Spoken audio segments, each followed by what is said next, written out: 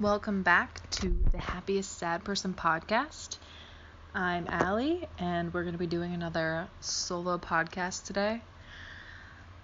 I really had to gear myself up for this one. It just feels still so very unnatural speaking to myself. It's weird because I do it all the time while I'm driving, going for a run, hiking, all sorts of things. Like, I talk to myself sadly, all day long.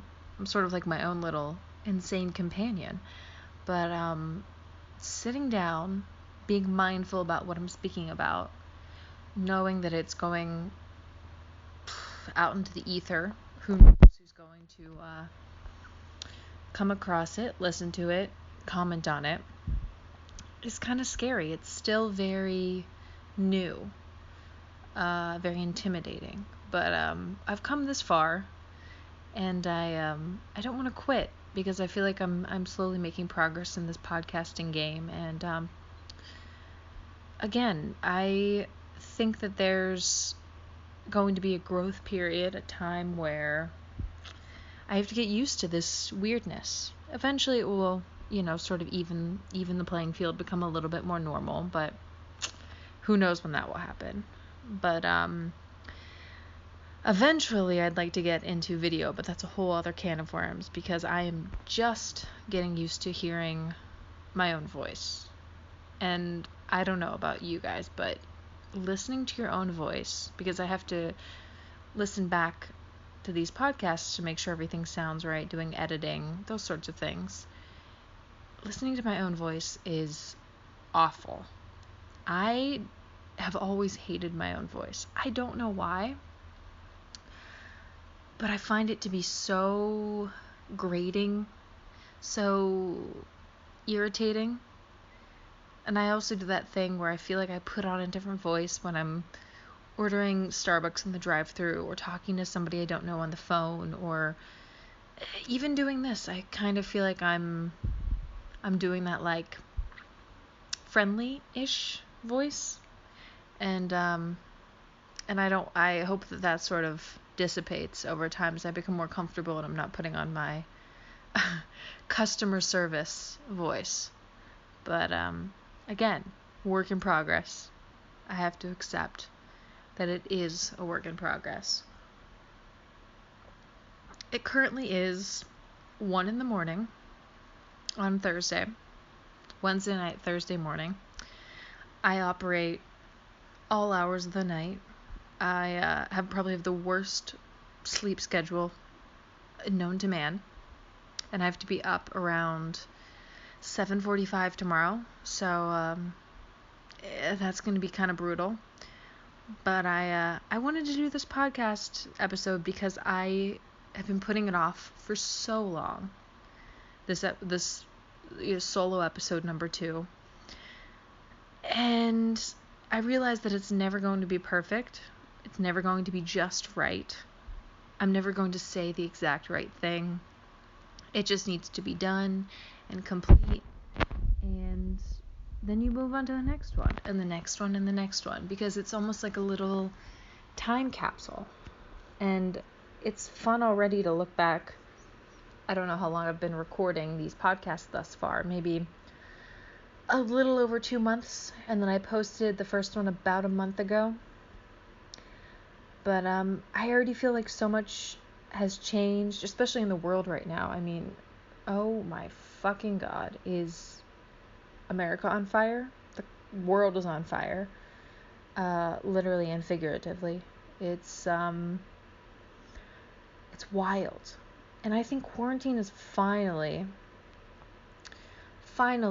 starting to get to me, because I've just been feeling really blah lately. I haven't been motivated to cook or eat, which is weird. Like, I go through these phases where food stresses me out. Like, the amount of choices you could eat, the process of cooking. I've been like this forever. Food really puts me in a panic. And I don't know, that's how I know I'm sort of in a stress mode, when I can't go to my usual recipes that I cook in my usual routine. And, yeah, I've been sort of in a rut. And that's usually a sign that I'm in a rut. And I really have also not had any motivation to work out, which is so unlike me, because about 3 years ago now, I fell in love with hiking and then moved on to running. Ran the Toronto Marathon in fall of 2018. And I don't know, the past 2 months, I've really been struggling with working out. Really, these past 3 weeks, it's been to the point where I don't know, I get anxious that if I go for a run, I'm not going to be able to run that well. And so I panic and I go, oh my God, what if I can't run today? And then I think I psych myself out of exercising.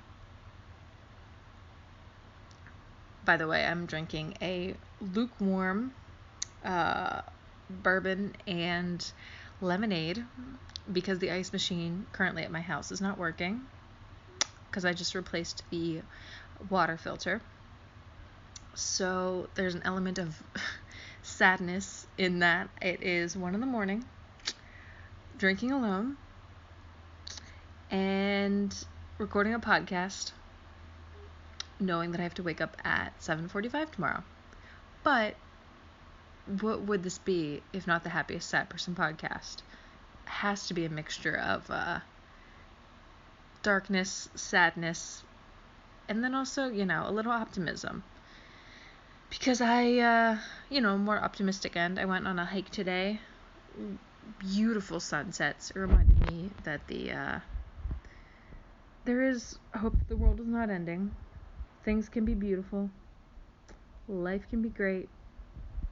Breathe in the outdoors, the fresh air. Life sometimes isn't that bad. So it was nice to sort of escape from it all and get back into what I love, which is the outdoors, nature. I've always loved outside and just being sort of at peace, with myself. So that was nice. That was needed. But let's get into this podcast today, because I think I mentioned, God, I don't even know how long ago now or what episode, and I'm sure it'll only get blurrier and blurrier as time goes by. But I had discussed on a podcast with my brother, my kind of co-host on occasion, Nate, that I wrote a script. And the impetus for that was I just decided, it had always been a dream of mine to write a script, and I've always wanted to work in the entertainment industry, and I thought, I can't just be, all bark, no bite, so I need to actually learn some skill that goes along with writing a script, or being a writer, or working in the entertainment industry in some fashion.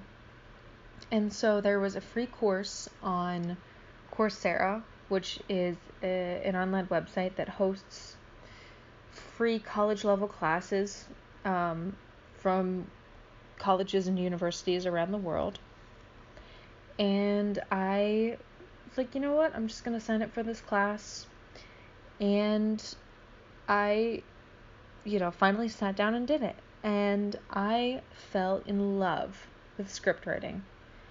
The class was hosted by the University of Michigan, and it is for a pilot episode of a mini-series or a TV show.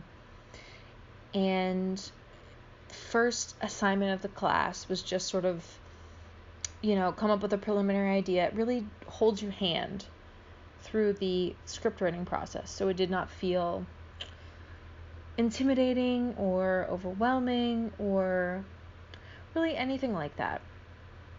And I was like, oh my God, I can actually write a script. Because in my mind, I thought, and I feel like most people think this, writing a script, even for a pilot episode, seems so beyond the realm of possibility, especially during quarantine where I was like, with everything going on, I don't know if this is going to happen. But I wrote it, and I thought I would enjoy it, but I had no idea how much I truly would love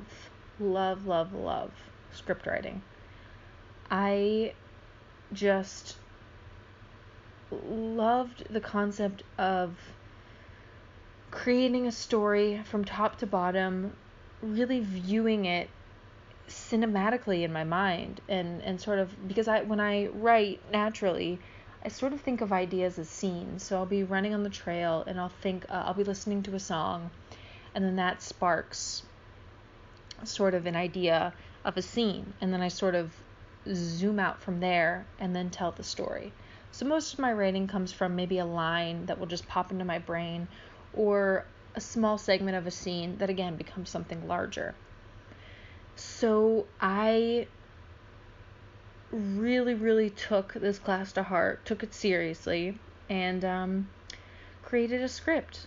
And the script that I did was a pilot episode for a 10-episode series, sort of like an HBO-esque series. Think Sharp Objects. I believe that's a Gillian Flynn story. Amy Adams is in that. Think like an anthology series, like American Horror Story. Something dark, something with a little bit of biting humor, something with a little bit of edge. Definitely not a happy story, which I am not the person to be writing, a pretty little, tied up bow at the end type of script. But the script is about a girl who's in her early 20s that comes to America in the 1950s after surviving the Holocaust. She is the lone survivor from her family, and her sister had died traumatically during the war in the camps. You get flashbacks here and there in the pilot episode of sort of potentially what could have happened. But she sees a woman in the streets of New York and decides that woman is her allegedly dead sister. And so the script plays on mental illness, mental health, unreliable narrators, sort of cliched tropes that are twisted on themselves. So it feels familiar. Some story points feel familiar, but then are sort of turned on a head. And weirdly enough, the 1950s is not my preference. I would have preferred it to be set more in the 60s, 70s. That's more my speed, or modern time. But for post-World War II, unfortunately, that's sort of the time frame that is required of that era. But I wanted to modernize the script, so I decided to have the music scored along with it be of music from all eras, so all genres, all eras, to really feel like an audience could connect to it more. And because it's a fictional account, it's not a recreation of a story, and I think that having more modern music makes that clear, that it's an interpretation of true events, which are the Holocaust. People came back, well, not back, but people came from other countries to the United States. It was, a second chance for a lot of people. And I wanted to keep a lot of that truth, but also make it clear that it's also a fictional account. And the reason why I wanted to write something like this was because my grandmother, my father's mother, was a Holocaust survivor. Still is. She's still alive. And she came over to the United States in 1950. And her sister, her older sister, had passed away in the camps, and she actually has 2 death certificates, which is odd because a lot of people don't even have death certificates that died in the camps. And she was actually, according to the story, which I went to the location where this camp was in Germany. She was so beloved by the Nazis that the other prisoners gathered wood. She was also beloved by the prisoners, gathered wood, and the Nazis allowed them to bury her. But she has 2 death certificates with different symbols on them, which, if you know, different symbols in the Holocaust refer to prisoners in different ways, different classifications, and I'm still trying to figure that out on the more historical end. But I thought the most appropriate way I could sort of tell a story at this point, in a more fictional way, because there's sort of a burden on the next generations to never forget the burden of remembrance, of telling the story. It's just sort of a cultural thing, and it's this thing that's been put on my shoulders for a long, long time.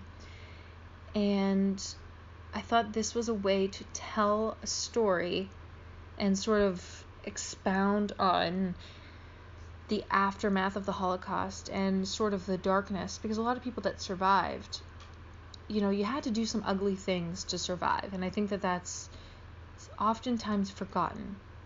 And nothing in life is black and white, and I think especially during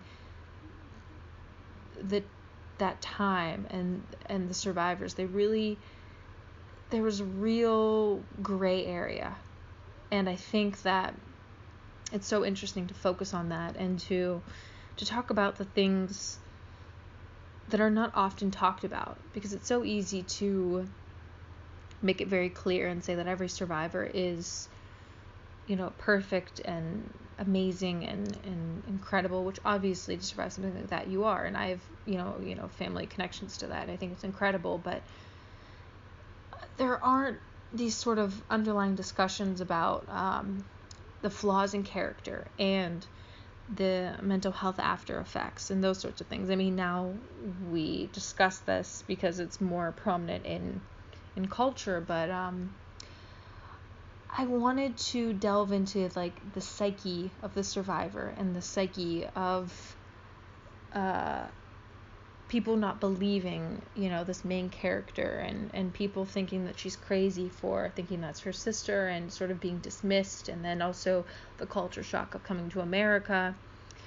So I really delved into a lot of that in the script, and obviously I only have the pilot script, and then I have the episode guides for the other 9 episodes, but I have the whole trajectory of the story, and maybe that can be another episode. Give me a comment or an email if you'd be interested in that. But yeah, I really had a lot of fun writing this, and it really felt cathartic as well, sort of writing the story that I've always felt obliged to write. And it's not, again, it holds true to the Holocaust because it's not a happy story. I mean, I won't give too much away, but it doesn't tie everything up neatly, and it shouldn't, because to this day, I mean, I'm 2nd generation Holocaust survivor and ancestor, and I still feel the after effects and the damage it does. There are studies that show that it affects your stress levels and cortisol levels in the children and grandchildren of Holocaust survivors, and I'm sure there'll be more studies as time goes by, but it also affects the family dynamic.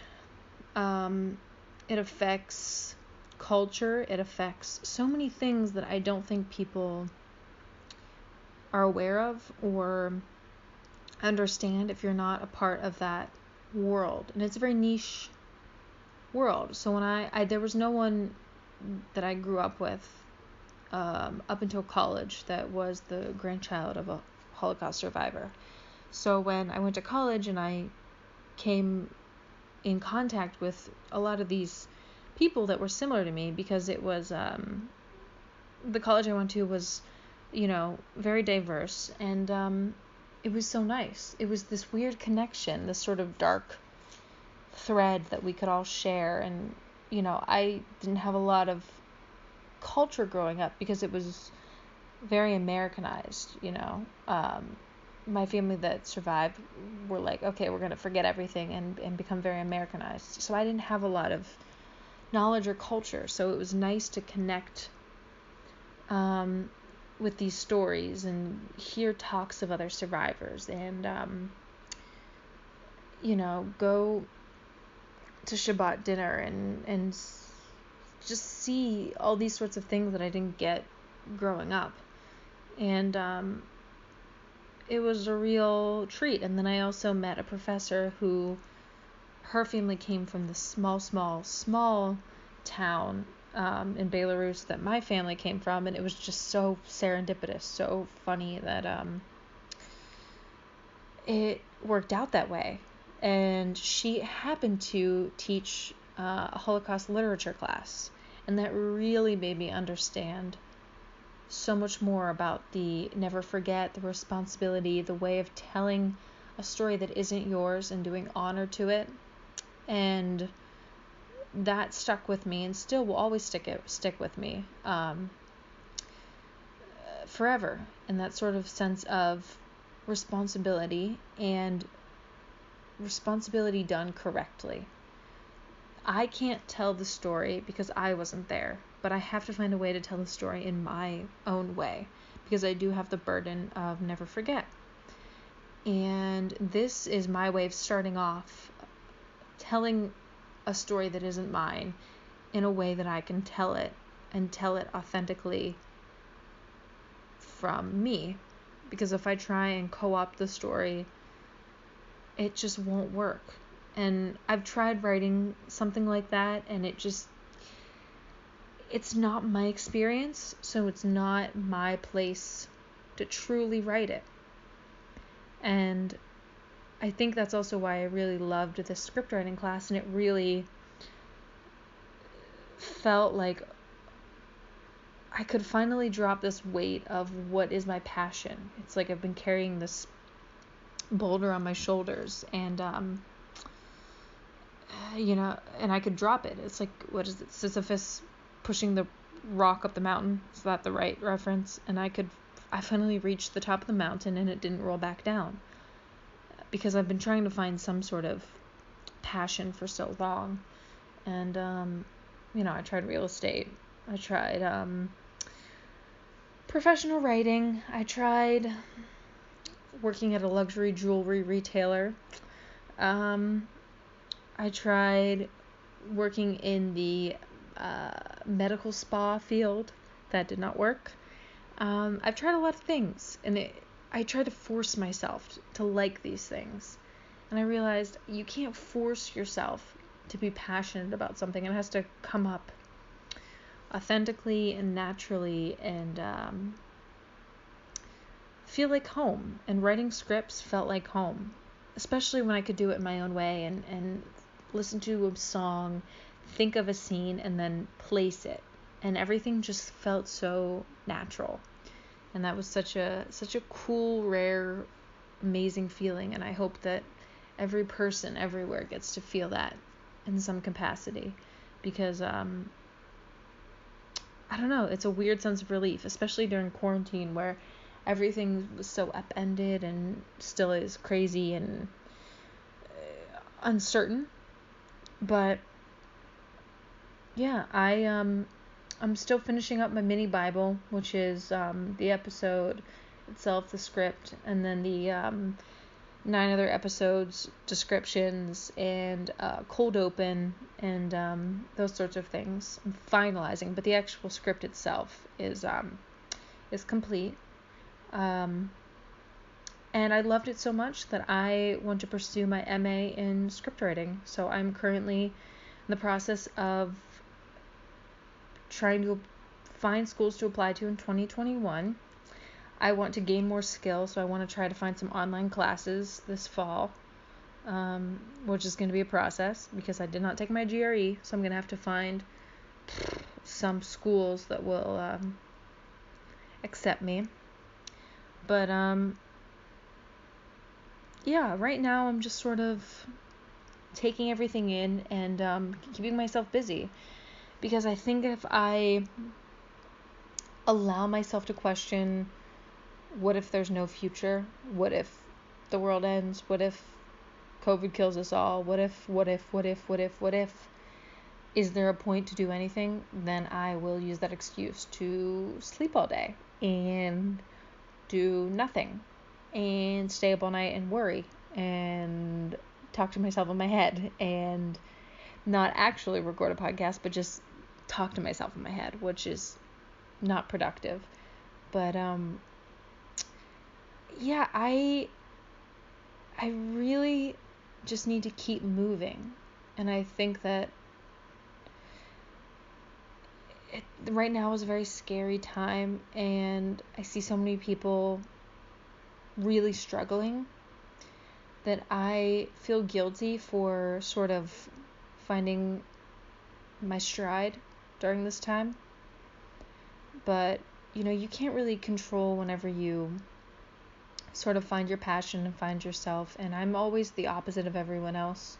So when everyone is doing well and thriving, I'm always the sort of underground little rat scrummaging for for any little crumb in the sewer.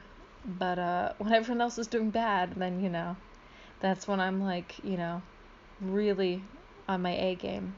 I'm I sort of thrive in the chaos, and I don't think that's healthy, but right now it's serving me, and I hope that I get myself on a routine enough and a path of success enough that I can maintain this trajectory of accomplishing things and being on a path and having goals and looking forward to things, not letting my depression take over, not letting my anxiety take over, and thinking that I'm not good enough and why would I bother accomplishing anything when it'll never be done correctly enough, so why bother? And I need to make sure that those two things are very balanced so that I don't ruin this amazing amount of success that I've had and this realization of what I love, and let it be ruined. And that would be such a bummer, because I don't want to start over. And I'm sure, if this fails, then I will have to start over. But right now, I don't really have that on my horizon. I sort of want to keep going, up and up and up with this and build my writing skills in the creative realm and, become a scriptwriter, because I think that would be amazing. I mean, the whole next step would be moving to LA, which is my goal. But I mean, right now,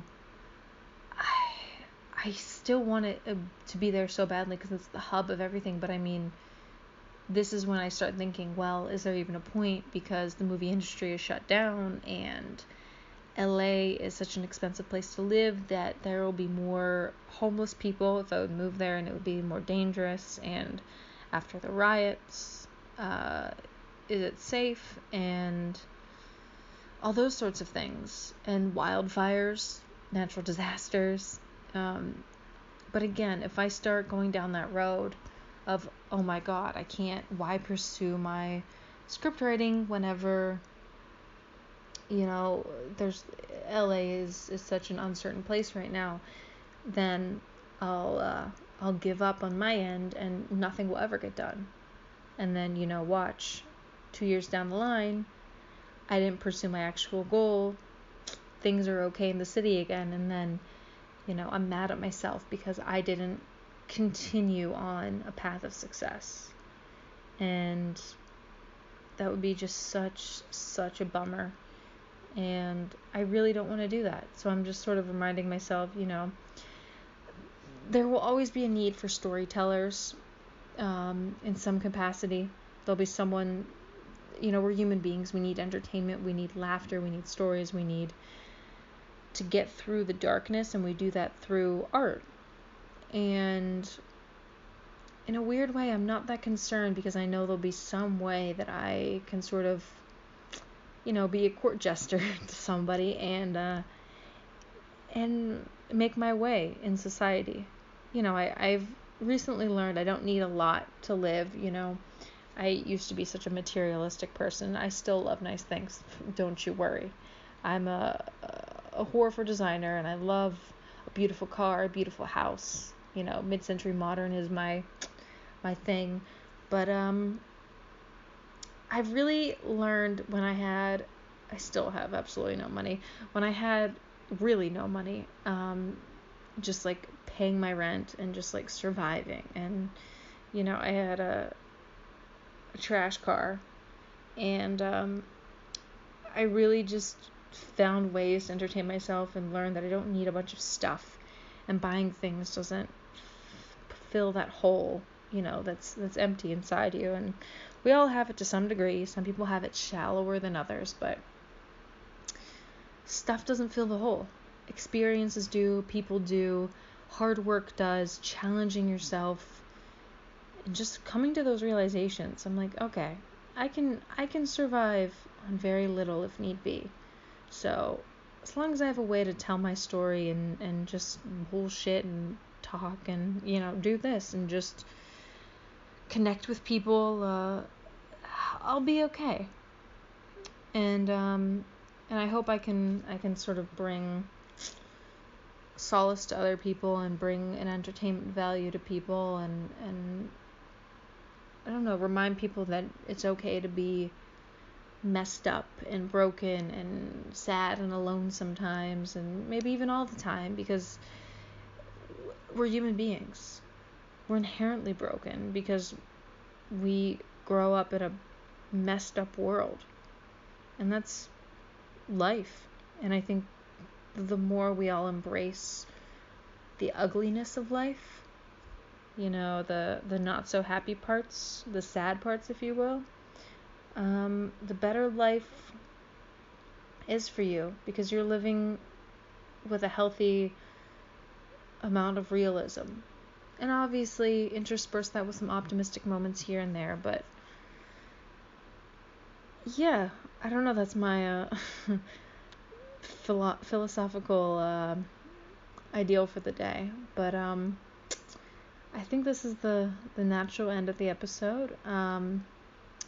If you have any questions, concerns, things you want to see in the podcast, critiques, anything really, you can email me at 11jacobsa@gmail.com. I'm going to be getting up the episodes on Spotify, hopefully Stitcher, Apple all those hosting sites. Getting on YouTube was the big first step for me. So I'm working on it. I got a lot of other things brewing, but let me know too if a video apps would be something that you guys would be interested in, because that's a whole other can of worms. But I think it would be more personal experience, and also a way to really challenge myself, which is pretty daunting. All right, thanks so much for listening.